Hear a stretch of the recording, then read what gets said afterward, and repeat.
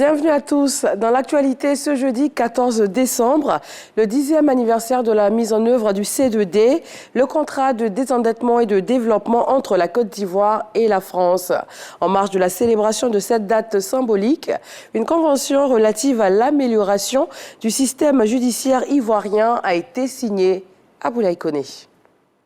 Ces signatures suivies d'un échange de parapheurs consacrent le lancement d'une nouvelle convention de financement du système judiciaire et pénitentiaire ivoirien.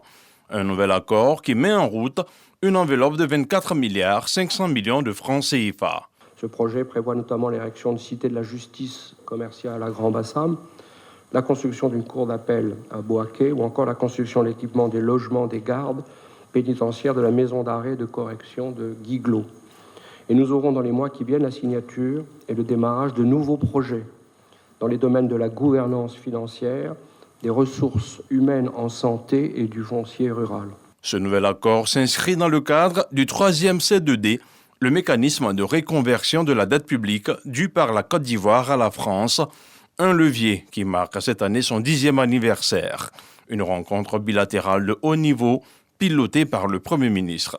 Après 10 ans de mise en œuvre de ce vaste programme multisectoriel, il nous paraît nécessaire de marquer une pause afin de jeter un regard rétrospectif sur les actions que nous avons collectivement posées, d'en tirer les meilleures leçons pour l'avenir, mais aussi et surtout de féliciter et de remercier tous ceux qui ont concouru à l'atteinte de ces résultats.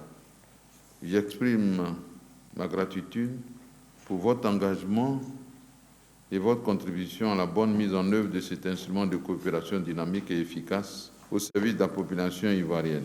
L'opérationnalisation du C2D a démarré en Côte d'Ivoire le 1er décembre 2012.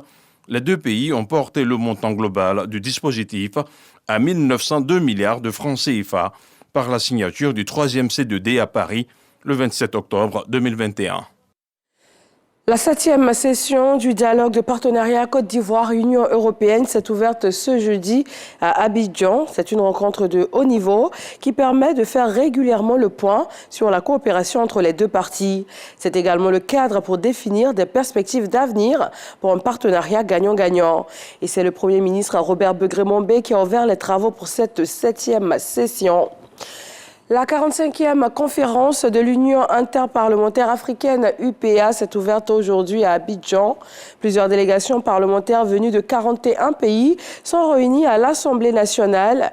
Les échanges portent sur différentes thématiques, dont l'insécurité sur le continent et l'intégration économique avec la mise en œuvre de la zone de libre-échange continentale, la ZLECAf. Dans l'actualité internationale, les élections présidentielles au Sénégal, le tribunal de grande instance de Dakar a ordonné ce jeudi la réintégration sur les listes électorales du célèbre opposant Ousmane Sonko. Un retour en arrière du tribunal de Dakar qui pourrait bien relancer la candidature d'Ousmane Sonko pour la présidentielle de février 2024. Emprisonné, l'opposant avait été radié des listes à la suite de sa condamnation à 2 années de prison en juin dernier dans une affaire de mœurs.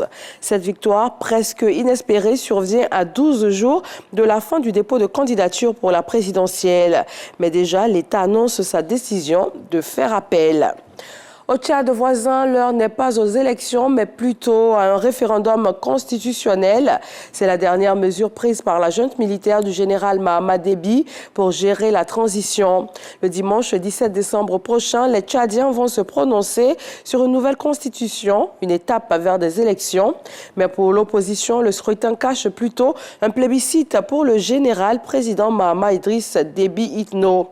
La société civile et les dirigeants de l'opposition critiquent le processus référendaire pour son manque d'inclusivité et aussi son incapacité à pouvoir prendre en compte les principales préoccupations de l'opposition politique, un organe de gestion électorale partisan et la prise en compte de la décentralisation de l'autorité. Et puis la frontière sud-est de la Finlande avec la Russie est de nouveau fermée.